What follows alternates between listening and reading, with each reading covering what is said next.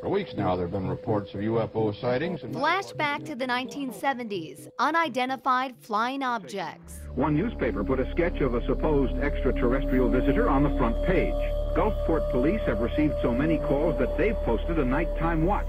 It's what people across the country were talking about then.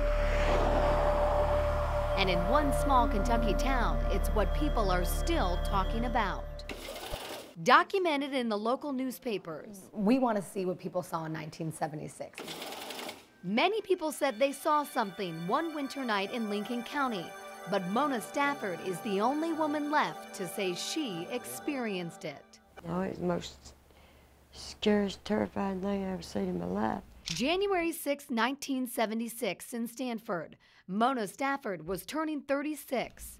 Mona, along with Louise Smith and Elaine Thomas, planned a simple celebration. Labeled by UFO researchers as possibly the most fact-rooted abduction case on record, the incident begins here at what was once Redwood Restaurant. Everything was going on a different direction from where I started. Past 11, the birthday party was over. With Louise driving the Chevy Nova, the three women headed down Route 78, a narrow, winding road under a cold, clear sky. I just seen this light coming down. An intense red glow heading toward their car, inching closer and closer, until Mona says the object stopped and hovered next to the right side of the car. She says it was a bluish-white dome. I said, Lou, step on the gas, let's get out of here. And I looked down, I said, "Man, you're going 85 miles an hour." She just picked her feet up and said, "Mona, I'm not touching it, not touching the pedal." And it's here the women say that their car finally stopped after going nearly 85 miles per hour. But the car didn't stop entirely. In fact, they say it backed up, heading towards a very dark area, an unknown farm to all three of the women. What happened after that forever is written in UFO history. It pulled us up. That light just sucked us up in it. These drawings describe what each woman says happened next. For Louise, the gray-hooded masked creatures kept her arms from moving. For Elaine, her throat throbbing from something around her neck. For Mona, she lay on a table being observed. All three women say they were burned. Went to my family doctor, and that's when he said, yes, I've had serious radiation. Their story was the talk of the town and eventually the talk of UFO researchers. Seeking an explanation, the women decided they'd only share it with a psychologist, someone to help explain this strange event. To help unravel this mystery, the National Enquirer arranged for psychologist Leo Sprinkle to investigate the abduction story. Regressive hypnosis at the Brown Motel in Casey County took the women back to the strange darkness. A Lexington police detective gave Mona, Louise, and Elaine polygraph tests. After the session, everyone involved found the women to be truthful. It's in my eyes when I close my eyes. While the hypnosis helped the women, it did not explain why they could not fit the unexplained experience in their natural lives. Over the years, Mona Stafford wanted to talk about what happened, but Elaine and Louise didn't like to. And when they passed away, Mona was left to ponder alone. Did you see that? That light, it's blinding me. I can't see anything. 35 years later, Danville-based playwright Elizabeth Orndorff is talking about the women's story. High Strangeness is a lighthearted tale fit for an audience. We're lucky that she shared it with us instead of keeping it to herself. Mona Stafford, Louise Smith, Elaine Thomas, three ordinary women with an extraordinary experience. An experience decades later, seemingly without an answer. I know what it is, but I just want to know.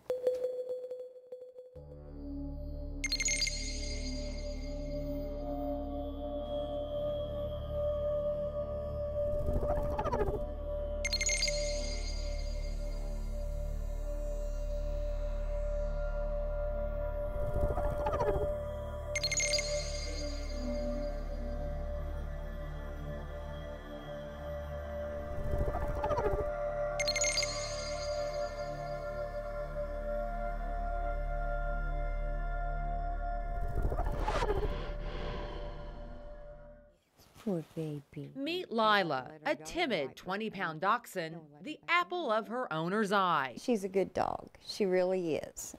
But when Carol Terry leaves for any length of time, Lila loses it, chewing anything in sight. Shoes, rugs, curtain, door casings, because when we come home, there's just pieces of things lying around because she's tried to get out the door. Can you say major separation anxiety? We were afraid to go because we don't know what she's going to do if we leave her. Dog lovers, can you relate? If so, here's a product some pet owners swear by, the Thunder Shirt.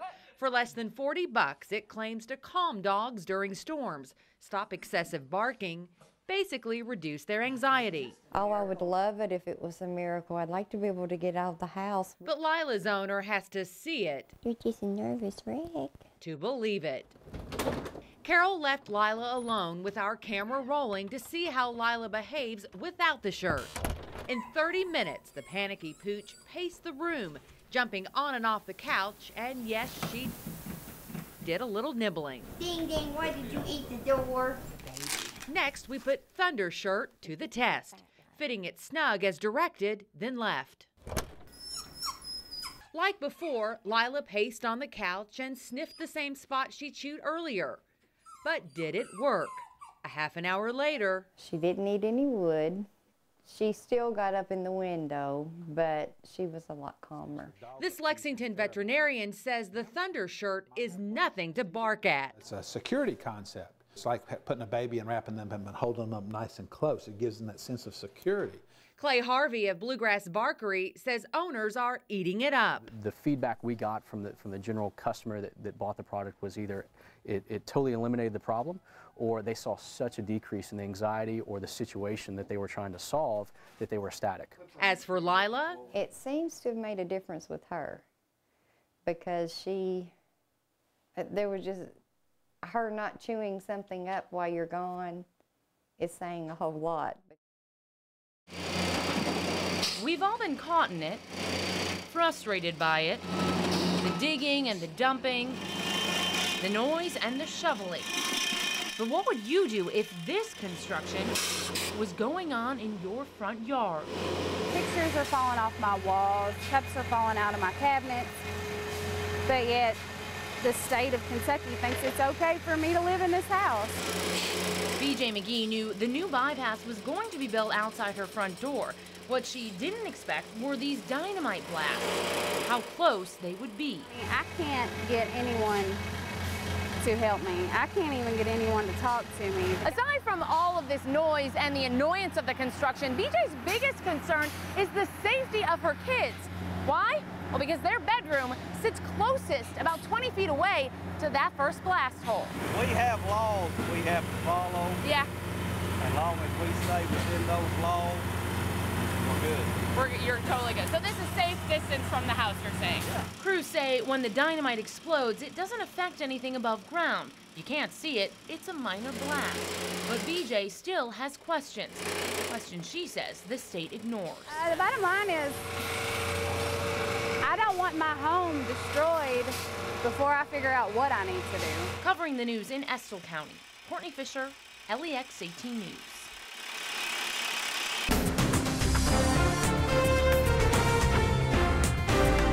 If there is one person who has every right to question the system, it's Lisa Carr. But she's no longer with us. What happened to her should be a big wake-up call to those who decide it's okay to parole violent offenders. We're on special assignment to show you why. Lexington 911, where's the emergency? Yes, so somebody next door is calling help. Call the police at 714 Aurora Avenue. There's a man with a knife attacking a woman. Inside this home, a dying Lisa Carr, stabbed 13 times with this kitchen knife, names her killer before taking her last breath. Where's Broderick? Broderick Blinko. What's his name? Broderick Blinko. Roderick Blinko, a career criminal, cut break after break, this time busted for murder. She was stabbed in her abdomen area, she was stabbed in her back, She was stabbed in her neck and her throat. Roderick Blinko should have been in jail. LEX 18 discovered, despite his violent past, unlawful imprisonment, robbery first, robbery second, burglary third. He was routinely let in and out of prison's revolving door, paroled 8 times before he graduated to murder. The parole board gambled with this yard bird, and Lisa Carr lost. LEX 18 found that after Blinko's 8th parole, 8 months before Lisa Carr's murder, the system had at least 2 more chances to lock up this soon-to-be killer. He violated parole twice, but instead of going to jail the second time, Blinko went to a halfway house. It was during this time he murdered Lisa Carr. How does somebody like that get paroled? It's a question that we ask every day in this office. A question we wanted answered. In this case, this is the most egregious that I have seen of how it has affected the criminal justice system. Senator Kathy Stein, once a prosecutor and a defense attorney, who says clearly there was a breakdown. I'm surprised that he was let out of prison for a violent offense, the robbery. Several violent offenses. I mean, 8 times he went before a parole board. It perplexes me as well, but I want to go look at this guy's record. Lisa Carr wasn't asking for this, but she got it because the system let her down. Roderick Blinko was sentenced to life in prison, and we'll keep an eye on Kentucky's revolving door of justice. Back to you. The earth was horribly torn to pieces. At first, the Mississippi seemed to recede from its banks. Eliza Bryan, New Madrid. Journals, books, and artwork capture the catastrophe of the 1800s. Some research suggests the Great Quake was actually a series of more than 2,000 shocks over 5 months, the greatest on February 7, 1812, measuring 8.8 on the Richter scale. Frightening and more historic than any earthquake in the United States. Ann Copeland helps run New Madrid's History Museum. The latest addition is this new exhibit created for the 200th anniversary. We think that it needs to be told because people need to be aware that these things can happen. The quake rattled people as far away as New York City, rang church bells in Washington, D.C., and changed the landscape forever. Still today, sand pits are left from fractures in the earth. 200 years ago, the closest settlement to the epicenter of the Great Quake was here, New Madrid, Missouri, right along the Mississippi River. Now the fault line beneath us has become known as the New Madrid Fault, a fault some say could repeat history. The fault crosses Kentucky, Missouri, Arkansas, Tennessee, and Illinois. In 1990, researcher Ivan Browning predicted the next big one would hit on December 3rd. Schools closed, earthquake insurance policies soared, and the media descended on the town of New Madrid. Residents remember it well. About 2 weeks before that was supposed to happen, we had a pretty good shaker. And I thought, looky here. Maybe it is going to happen. Nothing did, and it was dubbed the Great Media Quake of 1990. It opened our eyes and told us you're not prepared in any way. Talk of the next disaster hasn't stopped. Geologist Zeman Wang at the University of Kentucky says the New Madrid is capable of repeating the nightmare of 1812. But he says probably not for several more hundred years. Some say when it does happen, Memphis and St. Louis would fall. Wang says in Kentucky, Paducah would be hit worst. In Lexington, he says damage would be minor, older homes may crack, chimneys would crumble. There would be devastation. Kentucky's Emergency Management Director John Hetzel says the Commonwealth regularly practices earthquake drills and encourages every family to have a survival kit. I just hope people will be prepared, take care of themselves. Because many say it's not a question of if the next great quake will happen, it's when. I cannot imagine